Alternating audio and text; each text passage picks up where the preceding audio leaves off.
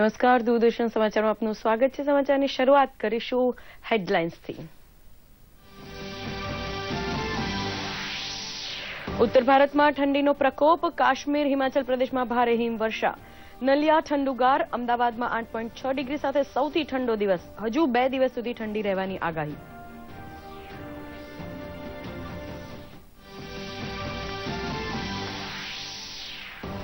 દેશના 100 જિલ્લાના પદાધિકારીઓ સાથે પ્રધાનમંત્રીનો સંવાદ, દેશની કાયાપલટ છેવાડાના ગામ શહેરથી થતી હોય, દૂરદરાજના ક્ષેત્રોનો વિકાસ કરવા અધિકારીઓને પ્રધાનમંત્રીની અપીલ।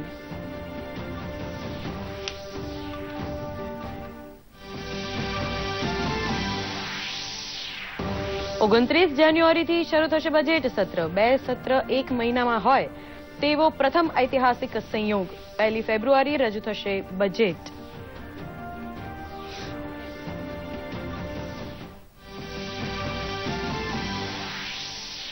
રાંચીની વિશેષ સીબીઆઈ અદાલત ઘાસચારાના કૌભાંડ કેસમાં દોષિત લાલુ પ્રસાદ સહિતના 16 આરોપીઓને આજે કરશે સજાનું ફરમાન।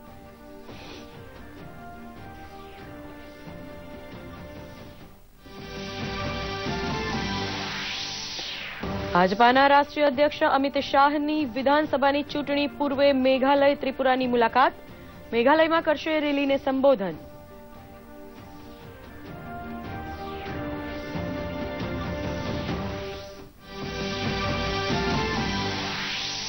શ્રેષ્ઠ ભારતના નિર્માણ માટેની શરૂઆત શ્રેષ્ઠ ગુજરાતના સર્જન વડે થવાની હોવાથી પાટીદાર સહિતના સમાજ વર્ગનો સહકાર અનિવાર્ય ગણાવે છે મુખ્યમંત્રી। ગ્લોબલ પાટીદાર બિઝનેસ સમિટને પ્રતાપે પોતાના સમાજમાં સ્વરોજગારભરી વેપાર ધંધા માટે મહેનત કરાશે। અને ટેલિવિઝન દર્શકગણની પસંદગીમાં માતબાર સ્થાન ફરી પામે છે ડીડી ગિરનારના ન્યૂઝ બુલેટિન। ટોચની 5 મનોરંજન ચેનલના કાર્યક્રમમાં ન્યૂઝ બુલેટિનમાં દૂરદર્શનને અવ્વલ નંબરે મળી પસંદગી।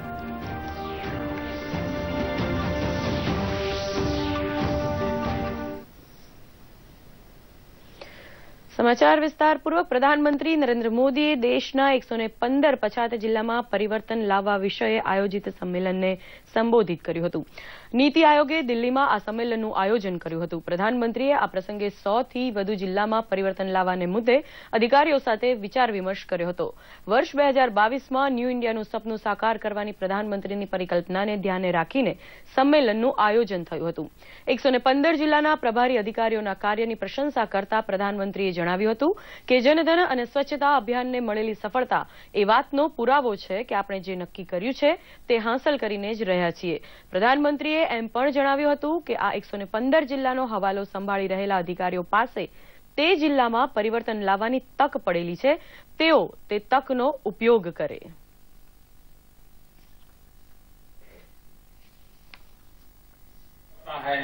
अच्छा है वहां अधिक अच्छा, आपको भी रात को चैन की नींद नहीं देता है। यार चलता था वो तो पहले भी था, लेकिन जहां कुछ नहीं है वहां रेगिस्तान में एक पौधा भी अगर कोई उगा देता है उसको जिंदगी का एक संतोष मिलता है।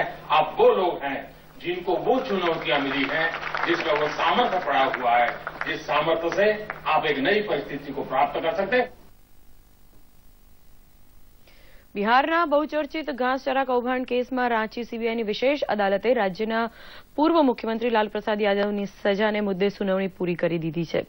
આ સંબંધે સજાની જાહેરાત આજે થઈ શકે છે। અદાલત વિડીયો કોન્ફરન્સિંગની મદદથી સજા સંભળાવી શકે છે। રાંચી અદાલતે લાલુ પ્રસાદ યાદવ સહિત 16 આરોપીઓને 23 ડિસેમ્બરના રોજ દોષિત જાહેર કર્યા હતા। સજા અંગેની સુનાવણીની કાર્યવાહી પૂરી થતા અદાલત આજે સજા ફરમાવશે।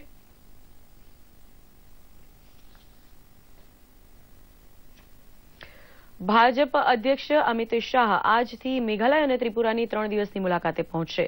બંને રાજ્યોમાં વિધાનસભાની આગામી ચૂંટણીના અનુસંધાનમાં આ પ્રવાસ કાર્યક્રમનું આયોજન થયેલ છે।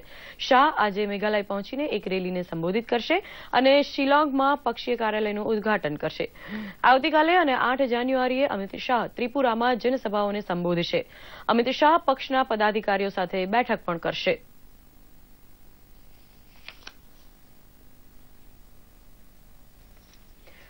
સંસદનું બજેટ સત્ર 29 જાન્યુઆરીથી શરૂ થશે. સંસદીય કાર્યમંત્રી અનંતકુમારે જણાવ્યું હતું કે સત્રના પ્રથમ દિવસે રાષ્ટ્રપતિ બંને ગૃહોની સંયુક્ત બેઠકને સંબોધશે. સામાન્ય અંદાજપત્ર 1 ફેબ્રુઆરીએ રજૂ થશે. સંસદ સત્રનું પ્રથમ ચરણ 9 ફેબ્રુઆરીએ પૂરું થશે. સંસદનું શિયાળુ સત્ર શુક્રવારે પૂરું થયું હતું. વિરોધ પક્ષના હોબાળા વચ્ચે પણ 22 ખરડા પસાર કરાવવામાં સરકારને સફળતા મળી છે. ટ્રિપલ તલાક સહિતના કેટલાક મહત્વના ખરડા આ વખતે પણ રાજકારણનો શિકાર બની ગયા. આ શિયાળુ સત્ર વિતેલા 30 વર્ષનું સૌથી સફળ સત્ર સાબિત થયું હતું.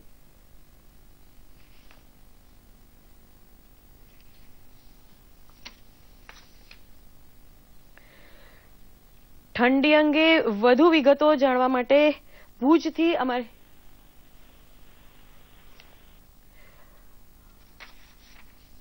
અમારો કોન્ટેક્ટ ફરી પાછો કરીશું. એ પહેલા કાશ્મીર અને હિમાચલ પ્રદેશમાં ભારે બરફવર્ષાને પગલે સમગ્ર ઉત્તર ભારત ઠંડીમાં ઠૂંઠવાઈ રહ્યું છે. કારગિલમાં -20 ડિગ્રી અને લેહમાં -10 ડિગ્રી તાપમાન સાથે કાશ્મીરમાં બનેલી હિમપ્રપાતની ઘટનાઓએ 10નો ભોગ લીધો હતો.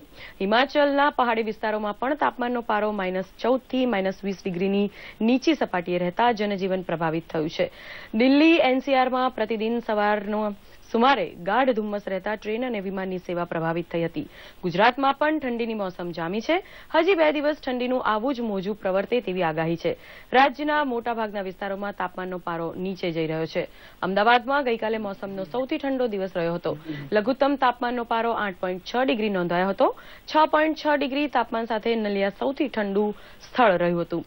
ઉત્તર ગુજરાત તથા કચ્છ અને સૌરાષ્ટ્રમાં ઠંડીનું મોજું પ્રવર્તી રહ્યું છે. આજે ધુમ્મસના કારણે અમદાવાદ એરપોર્ટ ખાતે વિમાની સેવાને અસર જોવા મળી હતી. ઠંડી અંગેની વધુ વિગતો આપણે જાણીએ ભુજથી અમારા સંવાદદાતા કૌશિક કાંટેચા જોડે, જેમની સાથે કોન્ટેક્ટ થઈ ચૂકેલો છે. જી કાંટેચાજી, નલિયા સહિતના અન્ય વિસ્તારો જે છે ત્યાં ઠંડીની શું અસર જોવા મળી રહી છે, જણાવશો? ઉત્તર ભારતથી ફૂંકાતા ઠંડા પવનોને કારણે નલિયા છે ઠંડુગાર બન્યું છે. હાલ નલિયાનું તાપમાન છે એ 10.5 ડિગ્રી નોંધાયું છે, એટલે કે ઠંડીનું પ્રમાણ ઘટ્યું છે. જે રીતે ઠંડીના કારણે આમ જનજીવન પર આંશિક અસર પહોંચી છે, સાથે જ સરહદી અને રણ વિસ્તારોમાં ઠંડા પવન ફૂંકાતા લોકોને ઠંડીનો અનુભવ થઈ રહ્યો છે. હાલમાં કંડલાનું તાપમાન છે તે 14 ડિગ્રી નોંધાયું છે, સાથે જ ભુજનું મહત્તમ તાપમાન છે તે 14 ડિગ્રી નોંધાયું છે. કચ્છમાં ઠંડીને કારણે પર્યટન ઉદ્યોગ પર અસર જોવા મળી રહી છે. પર્યટન સ્થળો પર ભીડ ઓછી જોવા મળી રહી છે. સાથે જ ઠંડીથી બચવા લોકો અવનવા નુસ્ખાઓ અપનાવી રહ્યા છે. લોકો વહેલી સવારથી રાત્રિ અને આ સમયમાં બહાર જવાનું ટાળી રહ્યા છે. સાથે જ ગાઢ ધુમ્મસના કારણે વાહન વ્યવહાર પણ આંશિક અસર પહોંચી છે. જી કૌશિકભાઈ, અમારી સાથે જોડાવા માટે ધન્યવાદ. સાબરકાંઠા જિલ્લામાં પણ ઈડર તથા વિજયનગર પોળો વિસ્તારમાં ઠંડીની અસર અંગે અમારા સંવાદદાતા દેવ ગોસ્વામી સાથે આપણે વાત કરીશું. જી દેવ ગોસ્વામી, ચોક્કસથી જણાવી સાબરકાંઠામાં શું છે અત્યારે પરિસ્થિતિ ઠંડીની, અને પોળો વિસ્તારમાં કેવું છે ઠંડીનું વાતાવરણ, જરા જણાવશો? ચોક્કસથી જણાવું કે સાબરકાંઠા જિલ્લામાં છેલ્લા 3 દિવસથી ઠંડીનો ચમકારો જોવા મળી રહ્યો છે, જેના લીધે જનજીવન પણ ઠૂંઠવાયું છે. તો વાત કરવામાં આવે તો ઈડર અને વિજયનગરના જે પોળો ફોરેસ્ટ છે, પોળો ફોરેસ્ટમાં સૌથી વધુ ઠંડી પડી રહી છે. પોળો ફોરેસ્ટમાં આજે સાંજે 8 ડિગ્રી જેટલું તાપમાન નોંધાવા પામ્યું હતું, જ્યારે ત્યાં સહેલાણીઓ પણ આ ઠંડીનો જે મજા લેવા માટે ત્યાં આવી રહ્યા છે. તો સાબરકાંઠા જિલ્લામાં જો સૌથી વધુ વાત કરવામાં આવે તો સૌથી વધુ ફાયદો ખેડૂતોને થઈ રહ્યો છે. ખેડૂતોના ઘઉં અને બટાકામાં જે ઠંડી વધુ પડવાના કારણે પાક વધુ ઉતરવાની આશા જણાઈ રહી છે, અને લોકો ઠંડીની મજા પણ લઈ રહ્યા છે. તો ક્યાંક જનજીવન થોડું ઠૂંઠવાયું પણ છે. જી આપનો આભાર માની રહ્યા છીએ અમારી સાથે જોડાવા બદલ. અમદાવાદમાં ગઈકાલની રાત સૌથી ઠંડી જોવા મળી હતી, અને અમદાવાદથી ઉપડતી ફ્લાઇટ મોડી પડી હતી. એના માટે વધુ વિગત જાણીશું અમારા સંવાદદાતા જયસુખ શિયાણી પાસેથી. જયસુખભાઈ પાસેથી કોન્ટેક્ટ અમારો છૂટી ગયો છે. ફરી પછી એમની સાથે આપણે વાત કરીશું. સમાચારમાં આપણે આગળ વધીએ. ગાંધીનગરના મહાત્મા મંદિરમાં ગ્લોબલ પાટીદાર સમિટનું ઉદ્ઘાટન રાજ્યના મુખ્યમંત્રી વિજય રૂપાણી અને નાયબ મુખ્યમંત્રી નીતિન પટેલના હસ્તે કરાયું હતું. પાટીદાર સમાજને સામાજિક અને આર્થિક રીતે વિકસિત કરી વેગવાન બનાવવા આ આયોજન થયું છે, જેમાં 32 દેશમાંથી 10,000 જેટલા પાટીદાર ડેલિગેટ્સ અને અંદાજે 3 લાખથી વધુ મુલાકાતીઓનો ભાગ લેવાનો અંદાજ છે. એક્ઝિબિશન જોબ ફેરનું પણ આયોજન થયું છે. મુખ્યમંત્રી વિજય રૂપાણીએ સમિટને શુભકામના પાઠવતા સમાજ સેવાથી રાષ્ટ્ર સેવા દ્વારા શ્રેષ્ઠ ભારતના નિર્માણ માટે સૌ સમાજ વર્ગોને સૌના સાથ સૌના વિકાસ ભાવથી પ્રેરિત થવા આહવાન કર્યું હતું. સમાજ સેવાથી રાષ્ટ્ર સેવા એ સૂત્રને લઈને પાટીદાર યુવાનો એ જોબ સીકર નહીં, જોબ ગીવર બને, ઉદ્યોગો સ્થાપે, ઉદ્યોગો વિકસાવે, સ્ટેન્ડઅપ ઇન્ડિયાના કાર્યક્રમમાં સાથે જોડાઈ સરકારી યોજનાઓનો લાભ મળે અને વધુને વધુ યુવાનો, એમની એક કલ્પના છે 2026 સુધીમાં 10 લાખથી વધુ યુવાનો એમને જોબ મળે, કામ કરતા થાય, ઉદ્યોગ સાહસિક બને અને નવા નવા ઉદ્યોગો સ્થાપે. આ પ્રકારનો એમનો જે સંકલ્પ અને પ્રયત્નો છે. સમિટમાં ઉપસ્થિત લોકોમાં ઘણો ઉત્સાહ દેખાયો હતો. સાથે જ સમિટમાં 500થી વધુ સ્ટોલમાં અનેક પ્રકારની વ્યવસાયિક પ્રદર્શની પણ લગાડવામાં આવી હતી. જીપીએસની પ્રોડક્ટ છે, જીપીએસ વ્હીકલ ટ્રેકિંગની, તો એના માટે પણ અમે બહારના કંપનીના, અહીંયાના અને મહારાષ્ટ્ર છે, મુંબઈ છે કે રાજસ્થાન છે, દરેક જગ્યાએથી અલગ અલગ ડેલિગેશન આવેલા છે. દરેકને અમે મળ્યા છીએ અને ઘણી બધી એમને માહિતી અમારી પાસેથી લીધી છે. એન્જિનિયરિંગ રિક્વાયરમેન્ટ છે તે અમે ફૂલફિલ કરી શકીએ તો આ માટે એક સારું પ્લેટફોર્મ છે કે જે અહીંયા એકબીજાને મળી શકે અને ગમે તે બિઝનેસ ટ્રસ્ટ લેવલથી ચાલુ થતો હોય તેના માટે આ એક સારું ટ્રસ્ટ લેવલ પણ જળવાઈ રહ્યું છે. સમાજના અનેક વેપારીઓએ પણ આ સમિટમાં હાજરી આપી હતી અને આ સમિટને બધી રીતે લાભદાયક અને વિઝનસભર ગણાવી હતી. પાટીદાર સમાજ પથ્થરના પર પાટું મારીને પાણી પેદા કરી શકે પરસેવાથી આગળ આવેલો એક સમાજ છે. એ સમાજ આજે 6000થી વધારે ડેલિગેટ્સ, જે નેશનલ ઇન્ટરનેશનલ બધા જ ડેલિગેટ્સ અત્યારે ઉપસ્થિત છે. નાના મોટા બધા વ્યવસાયવાળા છે. હું માનું છું ત્યાં સુધી 10 વર્ષમાં 1 લાખથી વધારે રોજગારીનું સર્જન આ સમિટથી થવાનું છે. દેશ વિદેશમાંથી 10,000 ઉદ્યોગપતિઓએ આની અંદર ભાગ લીધેલો છે અને સમાજના છેવાડાનો વ્યક્તિ કે જેને રોજગારીનો પ્રશ્ન છે, નાનો મોટો કોઈ ઉદ્યોગ કરવો છે, એ મદદરૂપના ભાવના સાથેના ઉદ્દેશથી આ કાર્યક્રમ યોજાયેલો છે. અહીં આવવાથી પાટીદારો જે એકબીજાને જે દેશ વિદેશમાં બિઝનેસ કરતા હતા એકબીજાથી ખૂબ નજીક આવશે અને એકબીજાને નાના જે બિઝનેસકારો છે એને પૂરેપૂરો સપોર્ટ મળશે અને બિઝનેસમાં આગળ જવા માટે ખૂબ આ લોકો પણ સપોર્ટ કરશે. એટલે પાટીદાર સમાજનું જે એકત્રીકરણ છે એ મને ખરેખર અહીંયા આવી અને ખૂબ જ ગમ્યું. યુવાનોમાં ડીડી ગિરનાર ચેનલ હવે દર્શકોની સૌથી પસંદગીની ચેનલ બની છે. બાર્ક રેટિંગમાં ડીડી ગિરનાર અને ઇવનિંગ ન્યૂઝને સ્થાન મળ્યું છે. ડીડી ગિરનાર ચેનલ પર સાંજે પ્રસારિત થતું ઇવનિંગ ન્યૂઝ દર્શકોની સર્વોચ્ચ પસંદગી બન્યું છે. બાર્કના 52મા સપ્તાહ એટલે કે તારીખ 23થી 29 ડિસેમ્બર દરમિયાનના આંકડા જાહેર થયા છે, જેમાં ગુજરાતી ન્યૂઝ અને પ્રોગ્રામ ચેનલમાં ડીડી ગિરનારના સમાચાર અવ્વલ પસંદ બન્યા છે. બ્રોડકાસ્ટ ઓડિયન્સ રિસર્ચ કાઉન્સિલ ઇન્ડિયાના સર્વેમાં આ વાત બહાર આવી છે. દર સપ્તાહે ટીવી ચેનલો અને તેના પર પ્રસારિત થતા કાર્યક્રમો બાર્ક દ્વારા રેટિંગ જાહેર કરવામાં આવે છે. ત્યારે 52મા સપ્તાહમાં દૂરદર્શનના સમાચાર ઇવનિંગ ન્યૂઝ ટોપ 5માં છે, જ્યારે ડીડી ગિરનાર ચેનલ 4થા નંબરે છે.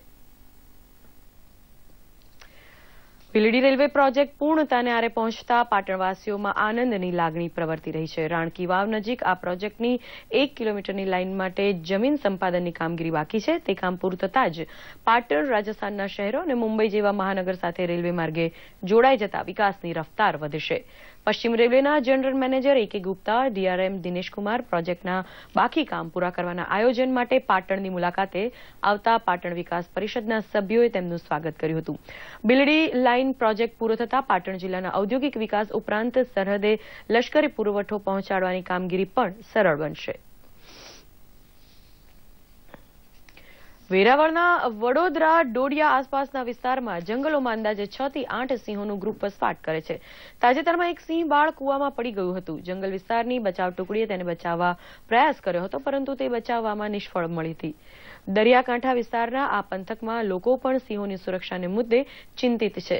ગીરના સાવજ માટે ઘણીવાર ખુલ્લા કૂવા મોતના કૂવા બની જતા હોવાથી ગ્રામજનો માંગણી કરી રહ્યા છે કે પંથકના ખેતરોમાં આવેલ ખુલ્લા કૂવાને ફરતે ફેન્સિંગ કે દિવાલ બનાવવા વન વિભાગ ખેડૂતોને સહાય આપે તો આ સમસ્યાનો ઉપાય કદાચ સંભવ બને.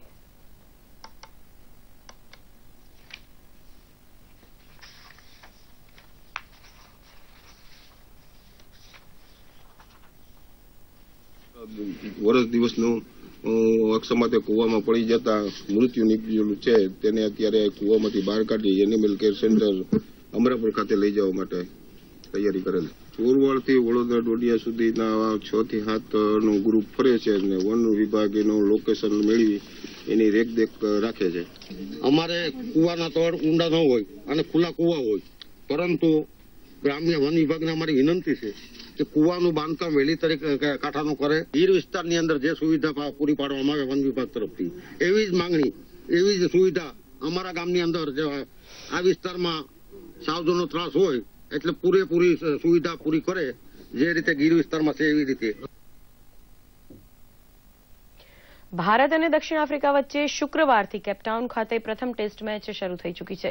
3 મેચની શ્રેણીની પ્રથમ મેચમાં દક્ષિણ આફ્રિકાની ટીમ 286 રન બનાવીને ઓલ આઉટ થઈ ગઈ હતી, તો ભારતે તેના પ્રથમ દિવસની રમત પૂરી થવા સુધીમાં 3 વિકેટે 28 રન નોંધાવ્યા હતા. ચેતેશ્વર પુજારા 5 રન અને રોહિત શર્મા ખાતું ખોલ્યા વિના ક્રીઝ પર છે.